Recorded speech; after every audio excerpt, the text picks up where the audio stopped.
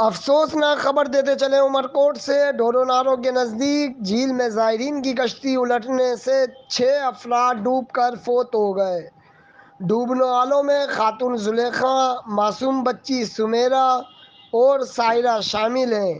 لاشیں نکال لی گئی ہیں۔ ایسی اطلاع پر مقامی پیپلز پارٹی رہنما اور ممبر ضلع کونسل عمر کوٹ میاں پیر محمد خالد حسین ولہاری نے غوطہ خوروں کی ٹیم کے ہمراہ حادثے کے مقام پر پہنچ گئے۔ غوطہ خوروں نے کافی جدوجہد کے بعد ڈوبنے والے 2 افراد پرویز سمیجو اور بلاول سمیجو اور سمیرہ ولد ہاشم نہڑی کی لاشیں نکال لیں، جبکہ رابعہ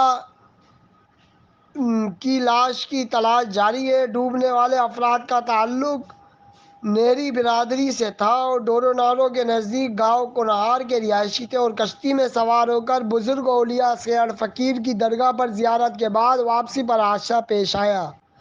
نماز جنازہ میں بڑی تعداد میں علاقہ کی عوام نے شرکت کی اور سینکڑوں اشکبار آنکھوں سے لاشیں مقامی قبرستان میں سپرد خاک کی گئیں۔